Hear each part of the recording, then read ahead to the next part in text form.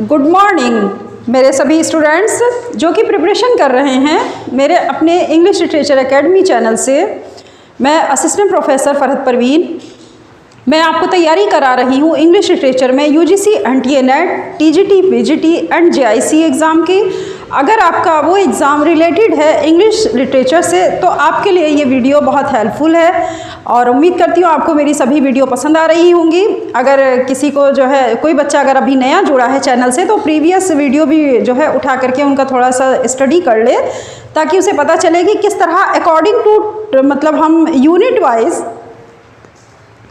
आपको मैं list provide करा रही हूँ और इसके ऊपर डिस्कशन भी कर रही हूँ। जो जितने भी यूनिट हैं हमारे पास यूजीसी एनटीए नेट में, यूनिट फर्स्ट हमारे पास ड्रामा थी तो मैंने एंसेंट ड्रामा आपके साथ डिस्कस कर दिया है। उसके बाद हम यूनिवर्सिटी विड्स को डिस्कशन कर चुके हैं और देखिए जो एजेस हैं उनको मतलब उनके क्या क्या नाम हैं और उनको किस तरह से क्लासीफाइड किया गया है ये मैं आपके साथ डिस्कस कर चुकी हूँ। अब हम आते हैं एलिजाबेथन ईरा पर। एलिजाबेथन ईरा से पहले जो एक ईरा था वो मैं डिस्कस कर चुकी हूँ कि उसे यूनिवर्सिटी विड्स के नाम से भी जाना जाता है, एक टर्म आई थी, और वैसे प्री शेक्सपियरन एज के नाम से भी उसको जाना जाता है। अब मैंने कल आपसे जो डिस्कशन किया था तो वो शेक्सपियर की जो ड्रामे थे, जो प्ले थे, उनको कितना कैटेगरीज में डिवाइड किया गया उसके बारे में कल डिस्कशन हुआ था। और उसमें मैंने एक लिस्ट भी आपको प्रोवाइड की थी कि जब रोमांटिक कॉमेडी उनकी लिखी हुई थी तो वो कौन कौन से प्ले थे और वो जितने भी प्ले थे वो सब मैंने आपके साथ कल डिस्कस किए थे। आज चलते हैं नेक्स्ट पर। देखिए शेक्सपियरन ड्रामा को 5 कैटेगरीज में डिवीज़न किया गया था। 2 कैटेगरीज हम जो एक कैटेगरीज कल हम आपके साथ डिस्कस कर चुके हैं। अब उसके बाद हम आते हैं अपनी second category Shakespearean tragedies. Second categories हमारी है शेक्सपियर ट्रेजेडीज़ यानी शेक्सपियरन ट्रेजेडीज़। मैंने शॉर्ट में लिख दिया नहीं तो जगह ज़्यादा चली जाती और फिर स्पेस ना बचता तो हम कैसे आपको समझा पाते, इसलिए कोशिश की है कि मतलब कम स्पेस पर ही आपको बहुत ज़्यादा कुछ मैं आपको मैटर या कंटेंट आपको प्रोवाइड करा दूँ। चलिए देखते हैं शेक्सपियर ट्रेजेडीज़। ट्रेजेडीज़ सबसे जो मोस्ट इम्पॉर्टेंट इनकी रोमियो एंड जूलियट, ठीक, उसके बाद आती है किंग लियर, फिर उसके बाद किंग लियर के बाद आती है ओथेलो एंड जूलियस सीजर, और ये है आपका कैरोलिनस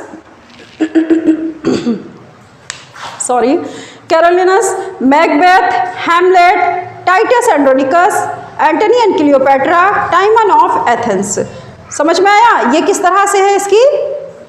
यहाँ पे देखिए, पहले रोमियो एंड जूलियट ये आपकी ट्रेजेडीज़, किंग लियर ये ट्रेजेडीज़ हैं, ये ट्रेजेडीज़ की लिस्ट है शेक्सपियर की। ओथेलो है, जूलियस सीजर है, कैरोलिनस है, मैकबेथ है, हैमलेट है और टाइटस एंड्रोनिकस है, एंटनी एंड क्लियोपेट्रा है एंड टाइमन ऑफ एथेंस है। ये सब हमारे पास क्या हैं? Tragedies of Shakespeare.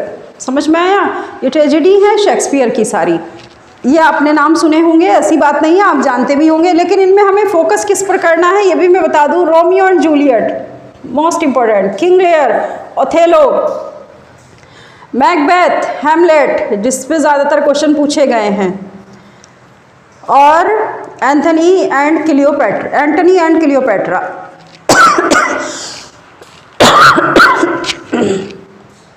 चलिए नेक्स्ट देखते हैं the historical place. Historical place कौन कौन से इनके? King John, Richard second, Henry fourth part first, Henry six part first, Henry six part third, Richard third, Henry eight, Edward third, Henry fifth and Henry six part second. ये सब आपके पास क्या है? ये है हमारे पास हिस्टोरिकल प्लेस ऑफ शेक्सपियर या Shakespeare's historical place. Shakespeare के हिस्टोरिकल प्लेस हैं, इसमें सारी बात ऐतिहासिक रूप में की गई होगी, जाहिर सी बात है, नाम से ही ऐसा साबित हो रहा है हमें। तो आप इसको देखिए, किंग जॉन। अब इसमें हमने थोड़ी कैटेगरी डिवाइस की है। रिचर्ड सेकंड ये क्या है? आपकी ट्रेजेडी है। और रिचर्ड थर्ड, देखिए रिचर्ड सेकंड की बात आए या रिचर्ड थर्ड की बात आए, दोनों क्या है? आपकी ट्रेजेडी है। क्या है ये? आपकी ट्रेजेडी, ठीक है। और इसी तरह अगर इसकी बात आए तो ये भी आपकी क्या है? ट्रेजेडी, ठीक। अब बात आती है इसमें हमारे यहां से उठाइए, हेनरी फोर्थ पार्ट फर्स्ट क्या है? आपकी कॉमेडी। हेनरी फिफ्थ क्या है? कॉमेडी। डिवीजन करिए थोड़ा सा कि जो रिचर्ड थर्ड है और जो हमारा रिचर्ड सेकंड है वो ट्रेजेडीज हैं, ठीक। और जो हमारे पास हेनरी फोर्थ पार्ट फर्स्ट है और प्लस हेनरी फिफ्थ है वो हमारे यहाँ कॉमेडीज हैं हमारी शेक्सपियर की, ठीक है। इस तरह से आप इनको ध्यान रखिएगा हमेशा कि कौन सी ट्रेजेडी है और कौन सी कॉमेडीज प्ले हैं, ठीक। ये हो गया आपका क्लियर। शेक्सपियर प्रॉब्लम प्ले की बात आए तो इसमें सबसे पहले नाम लिया जाता है all's well that ends well. Theme किस पर थी इसकी? ग्रेव एंड अर्नेस्ट पर। इसकी थीम मैंने नीचे ही लिख दी है। अच्छा, नंबर 2 पर है प्ले हमारा measure for measure, dark and bitter, Troilus and Cressida, strange and difficult. ये थीम थी इसकी, समझ में आया? प्रॉब्लम प्ले हैं। प्रॉब्लम प्ले कैसे होते हैं मैं इससे पहले वाली वीडियो में डिस्कस कर चुकी हूँ आपको। प्रॉब्लम प्ले, मिरेकल प्ले, सब प्ले मैं डिस्कस कर चुकी हूँ, उसको थोड़ा देख लीजिए ताकि आपको यहाँ भी समझने में आसानी रहे। All's well that ends well problem play है। मेजर फॉर मेजर ये भी प्रॉब्लम प्ले है। इसे कुछ लोगों के यहाँ प्रोनाउंसिएशन इसका होता है मेजर फॉर मेजर, या फिर हम जैसे कभी कभी कुछ लोगों के यहाँ इसका जो है प्रोनाउंसिएशन वो होता है मेजर फॉर मेजर। तो अब आप देख लीजिएगा आपके यहाँ क्या प्रोनाउंसिएशन है, थोड़ा सा ये हो जाता है, डिफरेंस पाया जाता है स्टेट वाइज भी और सिटी वाइज भी। कुछ लोग मेजर बोलते हैं, कुछ लोग मेजर बोलते हैं, तो उसे आप ध्यान दीजिएगा। मेजर फॉर मेजर या measure for measure. Dark and bitter theme है, Troilus and Cressida, strange and difficult theme है। अच्छा, इन सभी प्लेस के बारे में क्या कहा जाता है? All place were written between 1599 and 1605, यानी 1605 के बीच में ये सभी प्ले, कौन से प्ले? ये प्रॉब्लम प्ले की बात हो रही है। प्रॉब्लम प्ले लिखे गए इस पीरियड में। क्या हुआ?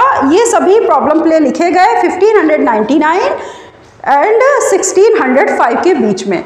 अब देखिए यहाँ पे list of the Elizabethan age से मैंने स्टार्ट किया था, इसीलिए ये मैंने डाला हुआ है ऊपर ये अभी भी हेडिंग। अब एलिजाबेथन एज में सबसे मोस्ट इंपॉर्टेंट हमारे शेक्सपियर हैं। शेक्सपियर के रोमांटिक कॉमेडी में इससे पहले वाली वीडियो में डिस्कस कर चुकी हूँ। नेक्स्ट कैटेगरी की तरफ बढ़ते हैं तो शेक्सपियर ट्रेजेडीज हैं, वो मैंने सारी आपको बता दी हैं। शेक्सपियर हिस्टोरिकल प्लेज हैं, ये मैंने आपके साथ में डिस्कस कर दिए हैं सभी जितने भी हिस्टोरिकल प्लेज हैं।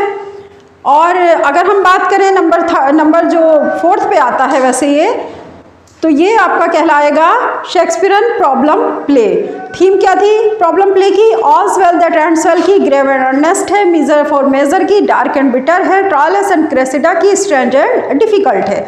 All plays were written between 1599 and 1605। सारे प्रॉब्लम प्ले कब लिखे गए? इस पीरियड के, ड्यूरिंग दिस पीरियड। इसमें ये रिटन बाय द शेक्सपियर, ये शेक्सपियर के द्वारा लिखे गए, ठीक। अब इसमें अगर हम कैटेगरी की बात करें शेक्सपियर हिस्टोरिकल प्लेज में, किंग जॉन है, Richard second, Henry fourth part first, Henry six part first, Henry six part third, Richard third, Henry 8, Edward third, Henry fifth and Henry six part second. आप category बांटेंगे तो किस तरह से? Tragedy, वो sorry, Richard second और plus Richard third क्या है? ये है भाई आपकी ट्रेजेडीज, ठीक। अगर कॉमेडी की बात करें तो हमारे पास क्या है? हेनरी फोर्थ पार्ट फर्स्ट और हेनरी फिफ्थ हमारे पास कॉमेडी है, ठीक। और वैसे कौन से प्ले हैं ये? किस कैटेगरी में रखे गए? हिस्टोरिकल प्ले में रखे गए हैं, ठीक है। हिस्टोरिकल प्ले में भी आप कैटेगरीज अगर डिवीजन करना चाहते हैं तो आप इस तरह से कर सकते हैं कि कौन सी कॉमेडी थी और कौन सी ट्रेजेडीज थी, ठीक है। चलिए शेक्सपियर ट्रेजेडीज़ की बात करें तो ये बहुत मोस्ट इंपॉर्टेंट ट्रेजेडीज़ है सब बच्चों के, जहाँ तक मैं समझती हूँ। आपने BA MA किया होगा इंग्लिश लिटरेचर से, तो ये इनसे आप किसी से भी अनजान नहीं होंगे कि हाँ हम इस ट्रेजेडी को नहीं जानते। बहुत ही मोस्ट पॉपुलर ये ट्रेजेडीज़ हैं शेक्सपियर की और इनके बारे में आपको पता होना ही चाहिए। Romeo and Juliet, King Lear, Othello, Julius Caesar, Coriolanus, Macbeth, Hamlet, Titus Andronicus, Antony and Cleopatra, Timon of Athens, ठीक है। चलिए इस लिस्ट को आप मेरे साथ या तो राइट डाउन कर लिया करिए या फिर स्क्रीनशॉट लेकर अपने मोबाइल में रखिए। जब आपको टाइम मिले तब आप अपना जो है एक नोट्स बनाते रहिए, लिस्ट के अकॉर्डिंग आप तैयारी करिए। इससे हमारी कई चीज़ें कवर हो रही हैं। पहली चीज़ हमारा क्रोनोलॉजी के जो क्वेश्चंस आते हैं वो हमारे कवर हो रहे हैं, और प्लस अगर हम बात करें कि फोकस किन पर करना है तो देखिए शेक्सपियर के तो सारे ही प्ले ऐसे हैं जिसमें से कहीं से कुछ भी क्वेश्चंस पूछ लिए जाते हैं। तो आपको सारे ही जितने भी इसके प्ले हैं, ख़ासतौर से जो अब तक आपने पढ़े हैं MA तक, उनके ऊपर उनकी समरी वगैरह ज़रूर देख लीजिएगा, ठीक है। उनकी अगर आप समरी भी देख लेते हैं तो उनके कैरेक्टर्स के नेम जो है उसकी लिस्ट बना लीजिएगा। इसका एक तरीका होता है, मान लीजिए आपने कोई भी प्ले पढ़ा, सबसे पहले आप कोई भी प्ले उठाएंगे तो पहले आप उसको पढ़िए कि वो है क्या, इसकी मतलब थीम क्या है, स्टोरी क्या है। जब आपने स्टोरी और प्ले सब देख लिया उसके बाद फिर आप कैरेक्टर की लिस्ट ज़रूर बना लीजिएगा, क्योंकि कैरेक्टर्स के ऊपर क्वेश्चन पूछे जाते हैं, बताइए ये कैरेक्टर्स किस प्ले का है, ठीक, कॉमेडी प्ले है कि ट्रेजेडीज प्ले है, इस तरह से भी करके पूछ लिया जाता है। तो कैरेक्टर्स की आप लिस्ट बनाते चलिए साथ साथ। जब आप समरी पढ़ेंगे तो स्टोरी तो आपकी वैसे भी याद हो जाएगी समरी पढ़ते पढ़ते, लेकिन जो कैरेक्टर से हो सकता है वो याद ना हो, तो उसके लिए ज़रूरी है कि आप लिस्ट बना लें। जैसे मान लीजिए हम किंग रोमियो एंड जूलियट की बात करें तो इसमें कौन कौन से कैरेक्टर थे, किंग लियर की बात करें तो कौन से कैरेक्टर, ओथेलो थे तो कौन से थे, मैकबेथ है तो कौन से कैरेक्टर थे, क्या क्या थे भाई, मैकबेथ है, लेडी मैकबेथ है, इस तरह करके जो वहाँ का किंग था वो डंकन था, तो इस तरह करके आप इसको याद करिए ध्यान से। हैमलेट है, सबकी आप ऐसा ही करिए कि समरी पहले थोड़ा पढ़ लीजिए कि उसमें क्या बात कही गई है, प्ले किस पर बेस्ड था और क्या स्टोरी थी, और फिर उसके कैरेक्टर की आप लिस्ट एक तैयार करिए अपने पास अलग से। अगर आप इस तरह से लिस्ट के अकॉर्डिंग अपने मतलब एक होता है ना कि साइकोलॉजिकल एक रूल है बेटा कि अगर आप छोटे छोटे जो पार्ट्स होते हैं ना उनमें डिवीज़न करके अपने बड़े से बड़े सिलेबस को कवर करते हैं तो वो ज़्यादा लंबे टाइम तक हमारे दिमाग में फीड रहता है। लेकिन अगर आप एक साथ सब कुछ पढ़ने की कोशिश करेंगे तो आपके भूलने के चांसेस ज़्यादा रहते हैं, प्लस कन्फ्यूज़न ज़्यादा रहता है, ठीक है।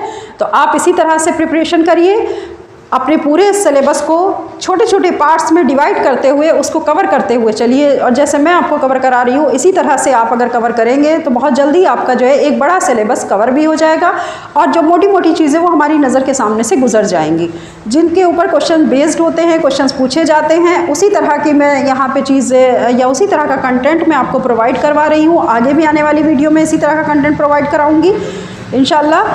तो आप जो है इसी तरह मेरे साथ चैनल पर जुड़े रहिए और तैयारी करते रहिए अपने किसी भी एग्ज़ाम की जो कि रिलेटेड है इंग्लिश लिटरेचर से, ठीक है।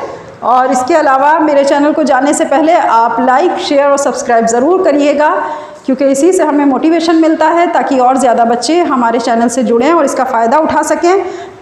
और हम किसी तरह की कोई फ़ीस अभी आपसे नहीं ले रहे हैं, ना ही लेने का कोई इरादा है आगे भी, लेकिन आप इस फ्री के चैनल से अगर चाहें तो बहुत सारी तैयारी उठा सकते हैं। चलिए इन्हीं सब बातों के साथ मैं आपसे अलविदा लेती हूँ। कल फिर एक नई वीडियो के साथ मैं आपसे आकर इसी चैनल पर मिलूँगी। ओके, अल्लाह हाफ़िज़, अपना ख्याल रखिएगा।